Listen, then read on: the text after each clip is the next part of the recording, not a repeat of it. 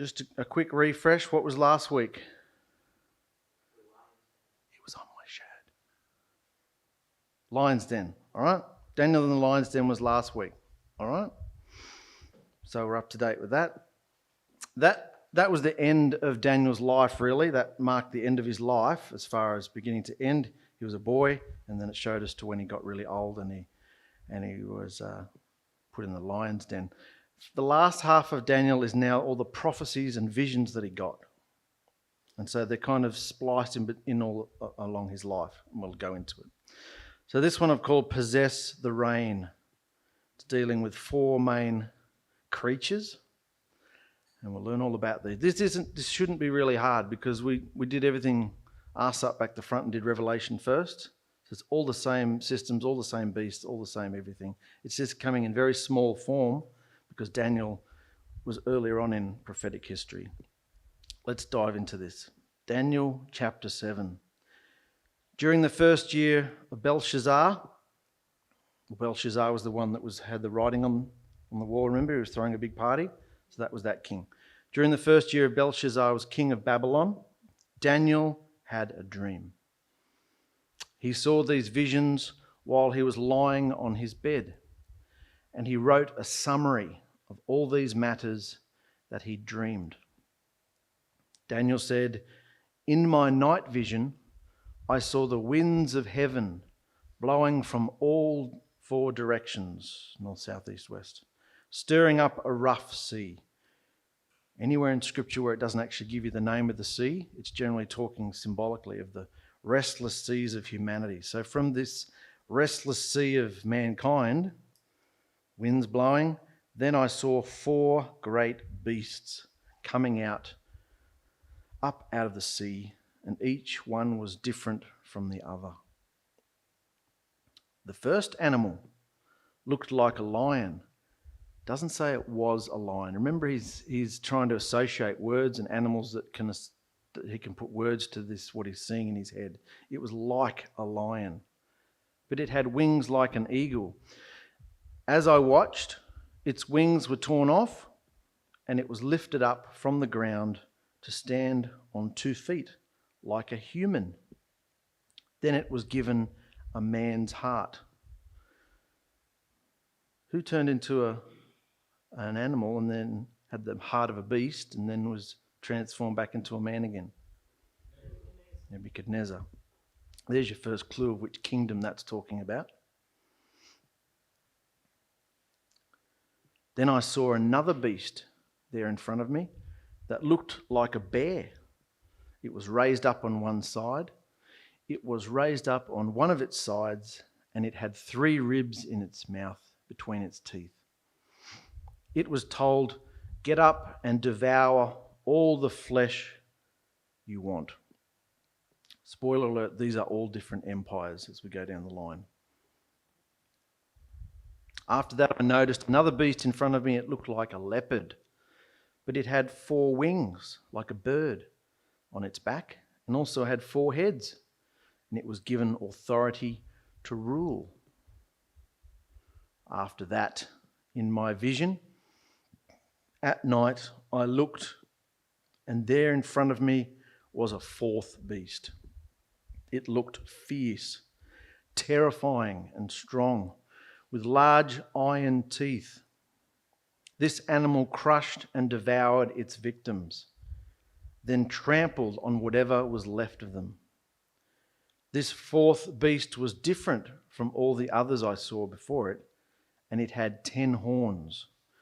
Remember from our studies, a horn represents a king, power, authority, a horn. So it had 10 horns, this beast. This 4th beast is so dramatically different and savage from the first 3 that there's no creature from the animal kingdom to even compare it to. You can't even find the words to. There's nothing on earth in the animal kingdom that you could compare it to. It's so ferocious and cruel. Daniel was an old man at this time, but his dream paralleled an earlier dream given to King Nebuchadnezzar. The earlier dream, recorded in Daniel 2, was of a great metallic idol composed of 4 metals and clay, and a divine stone that destroyed it. The four metals of this idol, gold, silver, brass, and iron, correspond with the four beasts. Each represented an empire arising in succession, overcoming the previous one. These empires were Babylon, Medo-Persia, Greece, and Rome. So you remember the vision he had here? Babylon was the head of gold. Well, that's the lion that he's just Daniel. So this was Nebuchadnezzar's vision. This is Daniel's vision. Same story, same empires, kingdoms, different visual. The silver was the bear, the bronze was the leopard, and the legs of iron were this cruel creature here, this beast. So, just to push this point home a little bit, I'll refresh your memories from Revelation, because this is the exact same beast that John saw coming out of the water. Let's have a look. Then the dragon stood on the seashore, dragon's to Satan, and I saw a beast come up out of the sea with 7 heads and 10 horns. On its horns were 10 royal crowns, and on its heads blasphemous names. That means words that were insulting. Yahusha. The beast which I saw was like a leopard. What about this? Same animals used in, leopard, but with feet like a bear, mouth like the mouth of a lion. To it, the dragon gave its power, its throne, and great authority. So it's pretty clear this is the same beast, isn't it? This hybrid monster that John sees is the same creature from Daniel's vision here in Daniel 7, and will bear characteristics and attributes and probably have some kind of historic and ethnic ties to all 4 of the empires represented in Daniel's and King Nebuchadnezzar's visions. And this is another interesting point here that we looked at when we did Revelation. This beast with 7 heads and 10 horns that John saw come out of the water, 7 heads, 10 horns. When you add up the number of heads and horns, we get 7 heads. You can do it yourself, but there's 7 heads and 10 horns there. 4 beasts of the dragon. Same heads, same horns. Yeah? And there's just a little bit more proof there too. The comparison between these 2 beasts. John sees one and Daniel sees one. It's the same. Both beasts were from the sea. Both had 10 horns. Blaspheming, speaking great things. Leopard, bear, lion. Great power in both of them. 42 months or 3.5 years, which is the same thing. Conquerors, the saints, the believers, yep. Global domination and authority. Captivity, sword, flame, plunder, worship, image, or die. That was the same beast. So let's get back to Daniel. So Daniel doesn't really know what he's looking at here. Doesn't understand, why are you showing me these creatures? While I was looking at the horns and thinking about them, another horn grew up among them. This was a little horn with eyes like a human and a mouth that spoke great things. Other translations say great insults and blasphemy.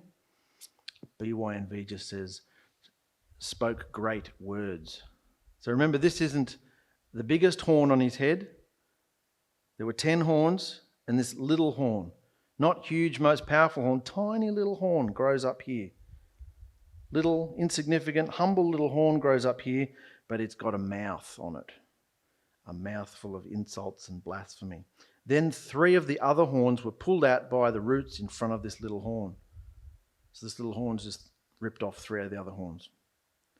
As I was looking, thrones were put in their place, and the Ancient of Days sat on his throne. So all these beast systems are laid out, set up.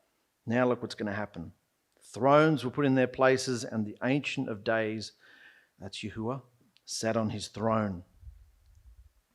The Elohim of Abraham, Isaac, Jacob, the Creator.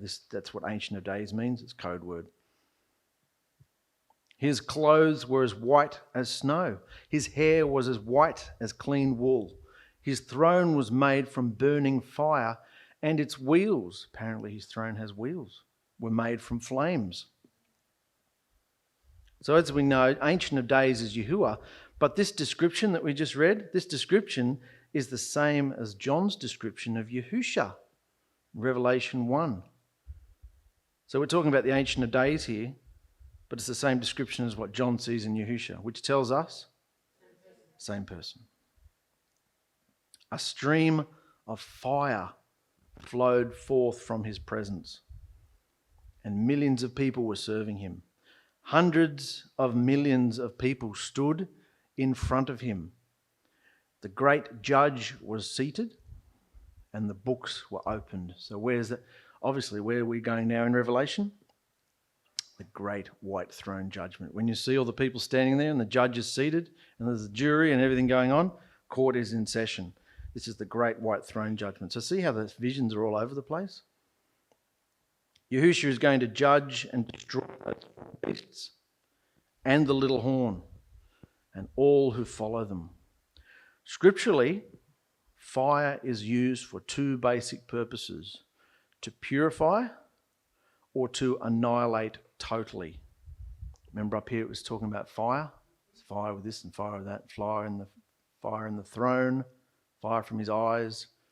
Fire is to purify or to just annihilate completely. It either refines and perfects what is good or completely destroys what is evil. So which do we want to be? Purified or destroyed completely? Same fire. And just to push this point home a little bit more, in Revelation 20, I saw the dead, both great and small, standing in front of the throne.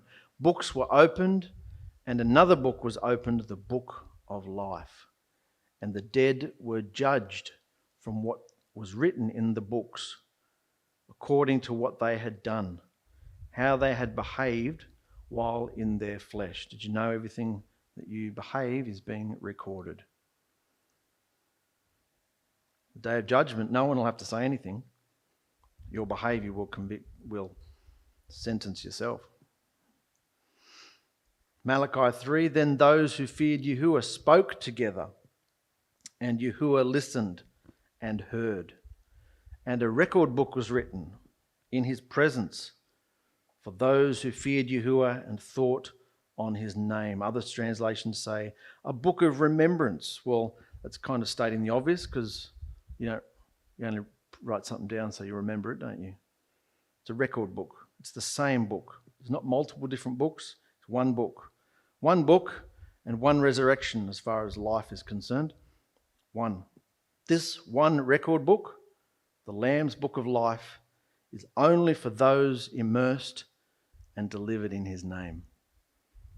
Now this is what Daniel's seeing, the same thing that John saw, but this is all new to Daniel. He just doesn't quite understand it. And John had all of Daniel's and all the other prophets' writings to look at. He knew them, but this was all new to Daniel. So I kept on looking, because the little horn was still speaking great words. Who do you think the little horn is? It's Satan, but that's a bit broad. If you had to find him on earth today, have a think about it. Religion, still a bit broad. Pope, I'd say so. I kept watching until finally the fourth beast was killed. Its body was destroyed and it was thrown into the burning fire. So if you're thinking of Revelation, now we've gone right to the end, because that doesn't happen until Yahushua comes back. And it was thrown into the burning fire. The authority and rule of the other beasts had been taken from them, but they were permitted to live for a time.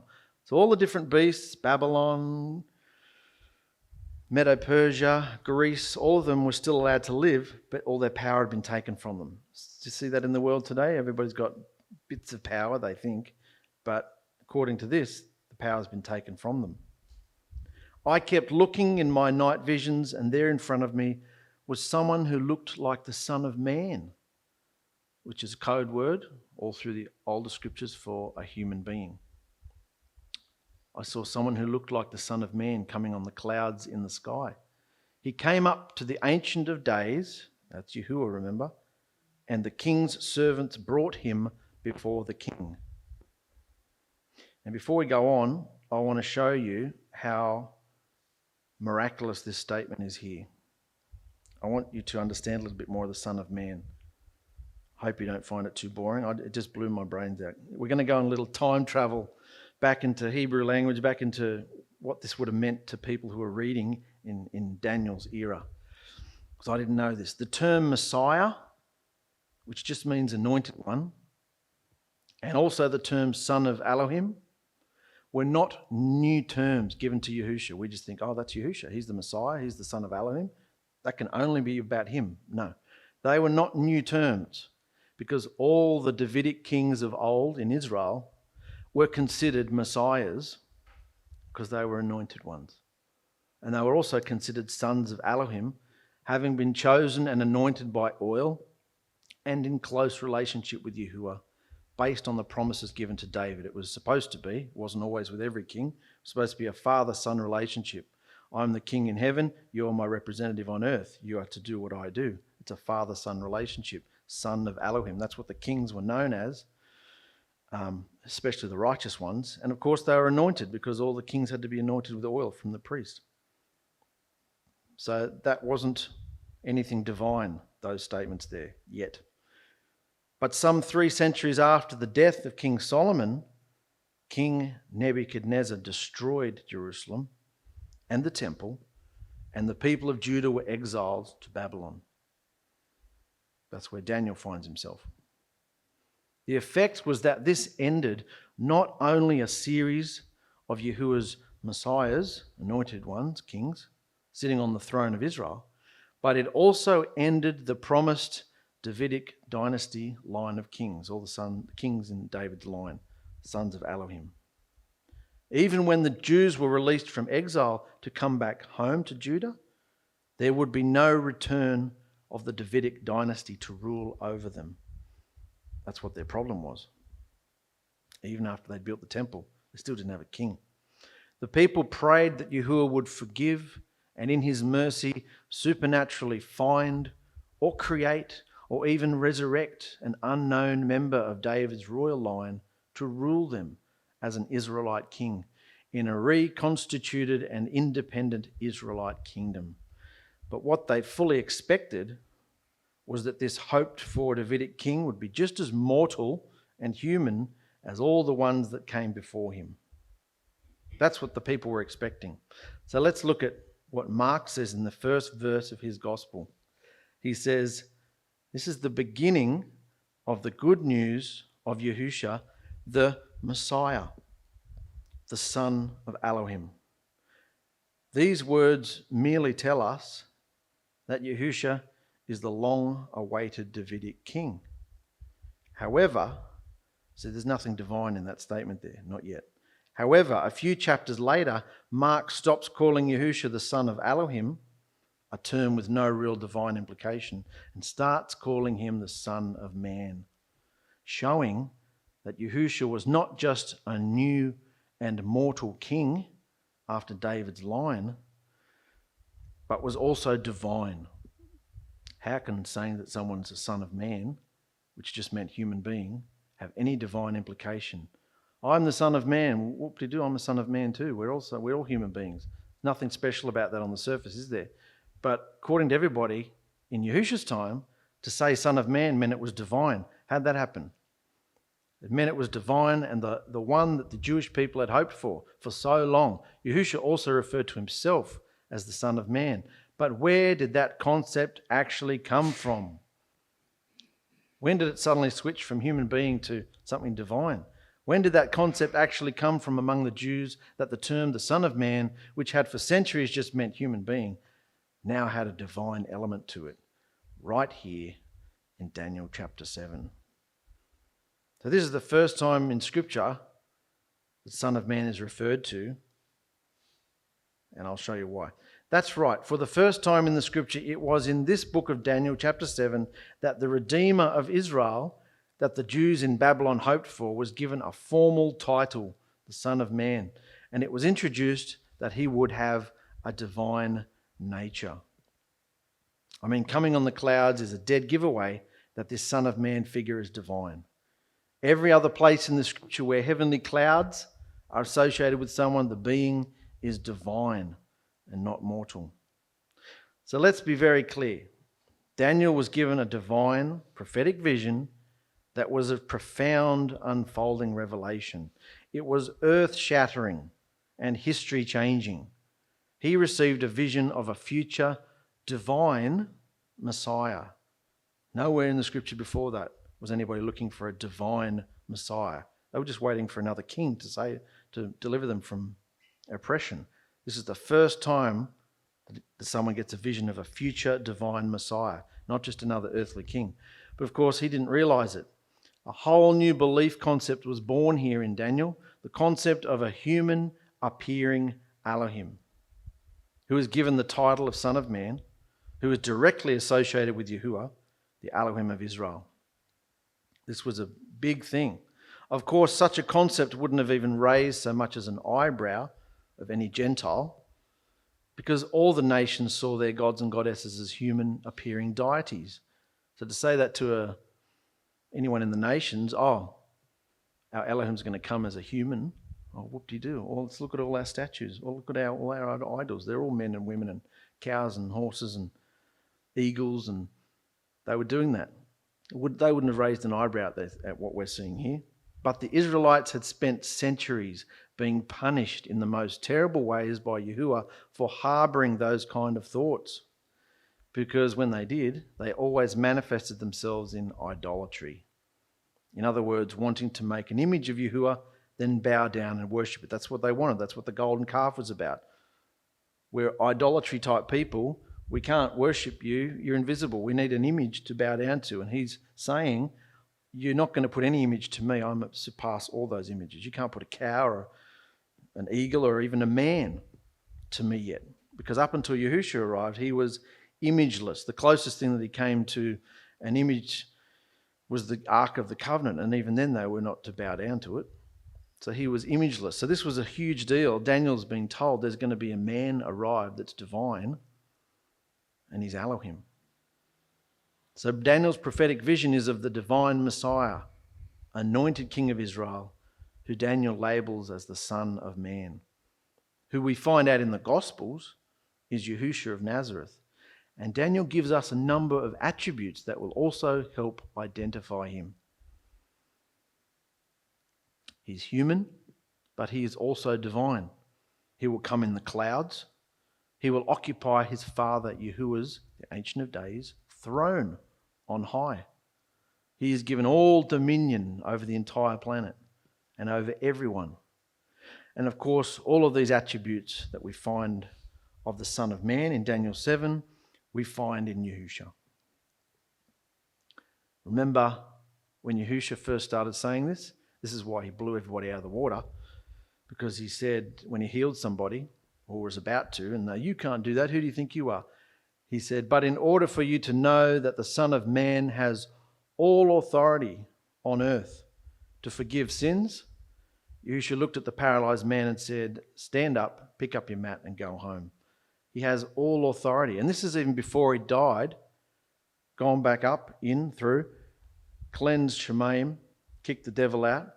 That's when he really was seated in all authority. But he says here, even here, all authority on earth to forgive sins. You see, calling himself the Son of Man was what made the Pharisees so enraged, because they knew Daniel. Because who gave the Son of Man his authority to forgive sins? The Ancient of Days says so in Daniel. Yahuwah, who gave him the authority to forgive sins? The Ancient of Days, which is Yahuwah, who is Yahushua anyway. And just as Daniel 7 makes it clear, the Son of Man is a divine person. So everyone surrounding Yahushua totally understood that he was saying, look, I can forgive sins because I'm divine, and the Father has given me the authority to forgive sins. Did that make sense? This is the first time in all Scripture that a human being is going to come to deliver us, but he won't just be a human being, not just another king of the line of David. He will be basically Yahuwah in the flesh. This is the first time this was mentioned in Daniel. That's why it was such a big deal. That's why they hated Yahushua so much, because by saying Son of Man, you're basically saying I'm Yahuwah in the flesh. So you can't say that unless you are it. So back to Daniel. He's seen a son of man. Remember, son of man was taken by the messengers to the Ancient of Days. That's where we're up to. And this son of man was given all authority, precious esteem, and complete ruling power of a reign. He was given all authority, precious esteem, and complete ruling power of a reign. People from every nation and language served him. For his rule is eternal, and his kingdom will continue forever. It will never be destroyed. You can't say that about a human being. Only a divine being could be eternal. Only a divine king could have his reign eternal. Paul says in 2 Timothy, here is a statement you can trust. If we have died with him, we will also live with him. If we persevere and endure, we will also rule with him. I think we've established that he's capable of ruling. That's what Daniel's seeing. Who is this amazing figure that's going to rule everything? If we reject him, he will also reject us. John says a very similar thing. To him who overcomes, I will give him authority over the nations.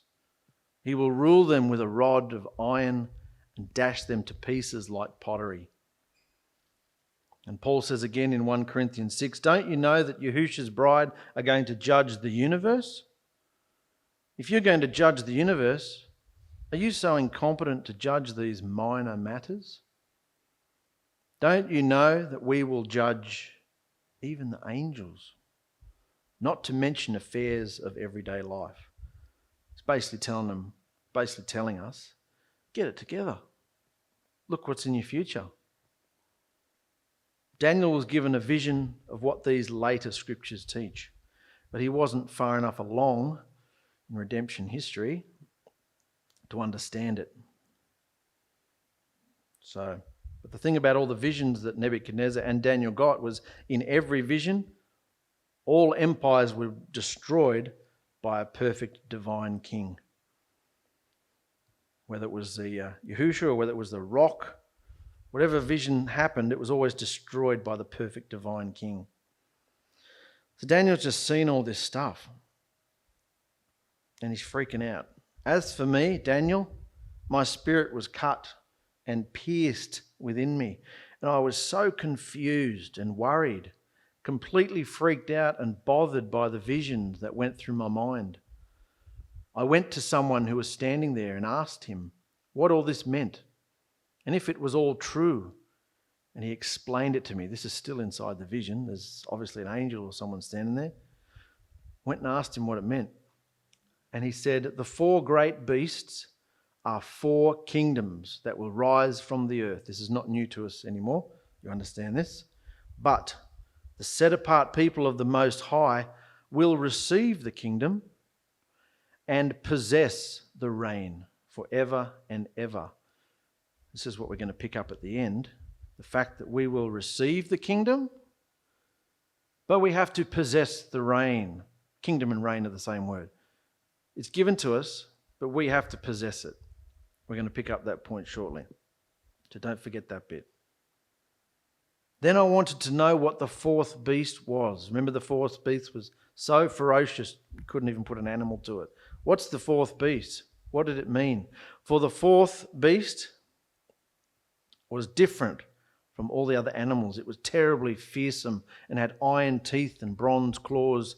It was the beast that crushed and ate its victims and trampled on whatever was left. I wanted to know about the 10 horns that were on the 4th beast's head and about the little horn that grew there also, before 3 other horns were plucked out. So 10 horns, another little one, that's 11. 3 were plucked out. How many's left? 8. For that little horn had eyes and a mouth that spoke great words, and it looked bigger than the other horns. How could it look bigger than the other horns when it was the little horn? As I was watching, this little horn began attacking and making war against the set-apart ones. Remember, a horn is a king. a ruler of sorts. As I was watching, this little horn began attacking and making war against the set-apart ones and conquering them. Then the Ancient of Days came and declared his decision against the little horn. Then lawfulness was given to the set-apart people of the highest one, and they took possession of the kingdom. And he explained this to me. The fourth beast is the fourth kingdom or empire that will come on the earth. It will be different from all the other kingdoms. That fourth kingdom will devour the earth. Now, we thought Nebuchadnezzar was big. We thought Rome. This is Rome we're talking about here. That fourth kingdom will devour the earth, destroy people all over the world and crush nations. It's talking about Rome, which, as we saw in the statue, was later divided into two. Then he says the 10 horns are 10 kings. Because when Rome was conquered, it went into 10 European nations that will come forth from this fourth kingdom. And after those 10 kings are gone, after Roman Empire was destroyed, another king will come, a political religious figure. This is the little horn. So he's not going to be like all the other kings, powerful and coming in might in that way. He's going to come low and humble and sneaky. He's different. He's a political religious figure. He will be different from the other kings who ruled before him. He will defeat 3 of the other kings and humble them. This king will declare words against the Most High and wear out his set-apart people. That king will try to change the appointed times and instructions that have already been set. Constantine, the first pope, did most of this. Changed the appointed times, changed the Sabbath day, 7th day, Sabbath day to the day of the sun under punishment of death. He set up the whole new Catholicism, his whole new religious system. Took all the Mithraic, Babylonian sun worship, mixed it up, put religious pious names on it, and we've got Christmas, Easter, Mother's Day, Father's Day, Valentine's, all those sort of things. He's responsible for the majority of how we observe, the world observes their life today and behaves. So this has been done. This was the first pope. He came low, very humbly and subtly, but ever since the pope has been saying things about and changing the commandments and changing this. You can be LGQ, all those things now, and be a bishop, all those things. He's saying things that are directly opposite to Scripture. And yet he's the biggest religious figure in the world, isn't he? But don't get caught into looking at one man, because this is, at the end of the day, this is a system. So what's this guy going to do? He'll try and change all the appointed times that have already been set. And the set-apart ones will be under that king's power for 3.5 years. Wherever you see 3.5 years, it's talking about the last. It's just a symbol of time for right before Yahushua comes back. There's a whole lot of things that happen in 3.5 years. 2 witnesses and all other things that happen right before Yahushua comes back. We're going to deal with that a bit more when we deal with the 70-week prophecy. Daniel gets another vision shortly. But whenever you see 3.5 years, it's talking about right before Yahushua comes back. Set-apart ones will be under that king's power for 3.5 years. The little horn, the anti-Messiah, will finally remove all choice in whether anyone on earth may obey Yahushua's instructions and observe his appointed times. Now we might go, oh, we're in a democracy. I've got a choice. I can observe whatever I want. I can be whatever religion I want. But think about it. Did any of us have a choice or any understanding growing up to follow Yahushua's feasts? Didn't even know about them. So we didn't have a choice, did we? Constantine and his crones made sure of that. A one world government and religion is almost completely formed now. And they reject Yahushua's word completely. That's the system in the world now. So while it is a system, there is one man that represents that system. The little horn is pretty much the papal pope there. little horn, comes out of Rome, which he did, speaks great things, doesn't he? Speaks great things, apparently. Has eyes and a mouth, changes the times and the laws, makes war on the believers until the Ancient of Days comes. He's finally destroyed. Constantine did all this. As we can see now, it filters down. We saw all this in Revelation. It filters down into the common man, you and I. It starts from the religious system, goes into the government, the beast system, and it goes into the people then. It trickles all the way down into common day society. Nimrod's satanic system. It's a beast. And it's all about behaviour. Let's finish the last bit of Daniel. So do you understand what the beast is? Yeah? But the judgment will sit, and they will take that king's power from him, and he will be cut off completely. Then the reign, the rule, and the greatness of all the kingdoms on earth will be given to the set-apart people of the Most High. For his kingdom will last forever, and people from all other reigns will obey and serve him. Well, we were from other reigns, weren't we? We came out of the world system. And that was the end of the dream. That was the end of the dream. I, Daniel, was very afraid and alarmed. My face became pale, and I didn't tell anyone these matters that I saw and heard, but kept them in my heart. I kept them to myself. He didn't know what to make of it. Daniel ends this account by explaining that the vision literally sickened him. If ever the word bittersweet could be applied, this is the opportunity. Daniel's vision was full of the most vile, violent, blasphemous, terrifying, catastrophic actions brought about by world governments, and then a final accumulative world system that is completely evil. Daniel decided that he could not bear to try and communicate this to anyone, so he kept it to himself, and in time simply wrote down what happened. No conclusions, no teachings, just mystery, and no doubt many sleepless nights trying to work it out. Imagine getting such a detailed vision, of all the world systems that are going to come. And this was at Belshazzar's rule, so he was still in Babylonian rule at this point.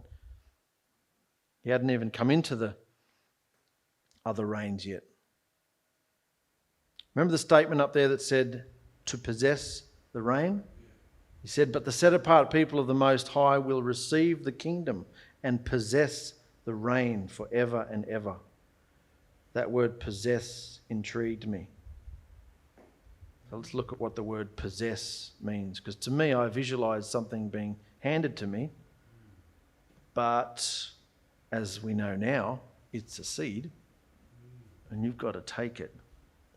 Possess, that's what it meant to me before I looked it up.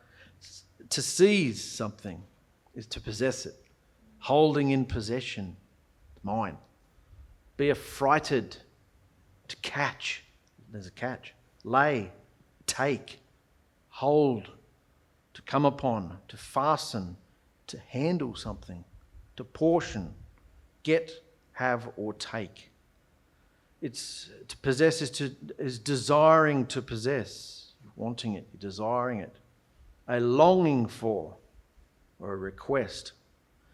This was good. To occupy, by driving out previous tenants and possessing in their place. Oh, how do they like that? Driving out the previous tenants, demons, and taking their place in this vessel. That's what Yahushua wants to do all over. To seize, to rob. Who are you robbing from? Demons. Taking it back. To inherit something, to expel, to impoverish, to ruin, cast out, consume, destroy, disinherit, dispossess, drive out, enjoy, expel, without fail, give to, leave for an inheritance. Isn't that amazing? So I think we've done enough scripture understanding here.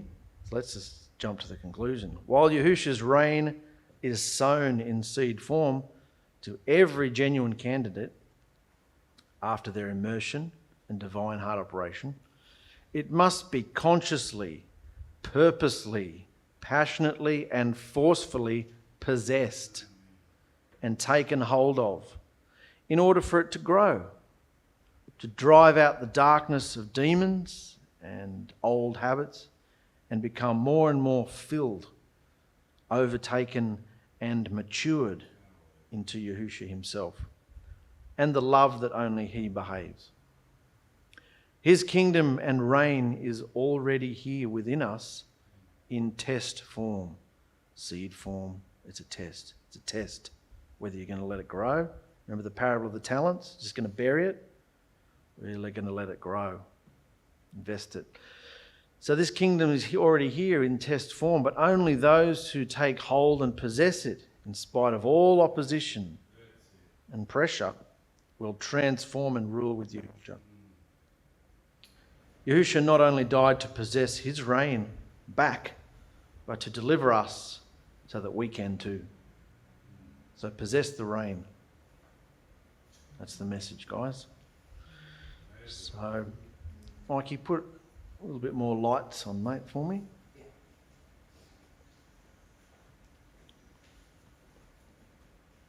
It's a little bit of a long one, but what did you think of that?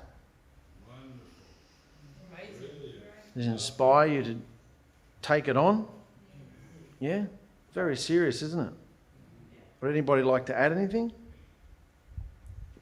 One of the similarities I saw between the Revelation thing and the Daniel one was all the visions were just like kind of out of order. They were just like it skipped from like just after Yahushua had come and then to the very end and stuff like that. And Yeah. I'm going to show you a chart tomorrow night of how, because there's another vision tomorrow, and they all line up exactly the same. And they're all in order. So, anybody else? Bit of a blowout to be given that kind of information in such a dark time of captivity. See why he was so blown away. Yeah? Yeah, he was, wasn't he? Yeah. So, and it all just made sense to me. I was like, wow, this was who Yahushua was. This was Yahushua. You can see it's written in those days for us in the last days. Yeah. Because he couldn't understand it all. No. But we can just sit here in the spirit and understand it. Yeah. Wonderful. Yeah, totally. It's amazing. Would you like to close the meeting for us, Pina? Pray.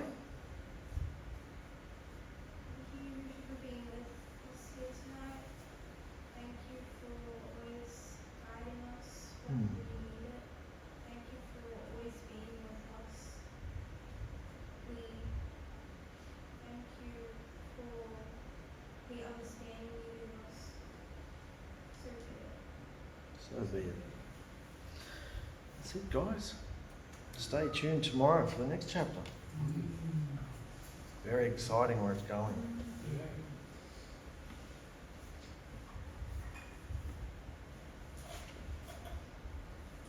What an incredible plan he had from way back, going through all the prophets, the kings, everything, then Daniel pops in and all that amazing stuff happens, and then still Rome comes to conquer, and all that plan he did for us, so that we can possess his reign, so we can have that. That's amazing. It's so, it makes you feel so special. How amazing. Yeah. Yeah. Amazing, isn't it? Yeah. Just how it all works together. Like, you're going to see in a couple of chapters, Daniel was told, you're not allowed to write anymore, you're not allowed to know any more about this. Seal it up, close it up. And he's like, but you just told me all this, I want to know the ending. No, I'm not allowed to know it. And right when John starts writing, he finishes the end of it. Like, they're working together. It's like, phenomenal, same spirit. So, yeah. I remember in the 1960s, 70s, the Pope had this mystery that he wouldn't open up to anyone. It's going to be opened up as a mystery. It's like Daniel's. Yeah. prophecy, but he had this mystery that I can't even remember what happened. So Mm. it was absolutely nothing. Yeah. But it got all the Catholics all excited and wondering Yeah. in this mystery. Mm. Wow, how possessed Yeah. that little boy. Well, the temptation is to start looking at a group of people and judge them. So we're not Catholic bashing or anything. Even though it was the first pope, even those who aren't Catholics, it's the same system in the world. It's the whole world system. It's political. It's every system, isn't it? Yep. So, yeah, Satan controls the whole world as far as the systems go. But as it said at the end of the prophecy, Yahushua's knocking them all flat on their face, smashing them all down. You can see that happening too, can't you? Yeah. Wonderful.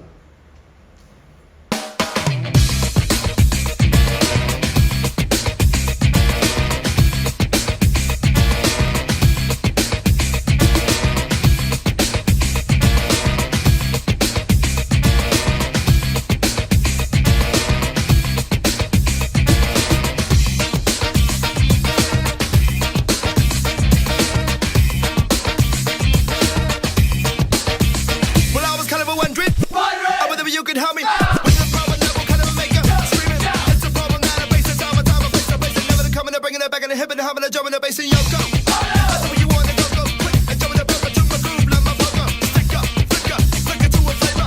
Beat you rocking harder than a break to a layer. Ease up, mother brown, put your knees up. Can you be flipping and kicking like a Bruce Lee? Beat you, guys, beat you, wanna take the shower, beat you, gonna eat you like a cream puff. 'Cause I can't get enough. Come on, yeah, yeah, yeah, yeah. Can't get enough, can't get enough, can't get enough, no. Can't get enough, can't get enough, no. Can't get enough, can't get enough, no. Can't get enough, can't get enough, no.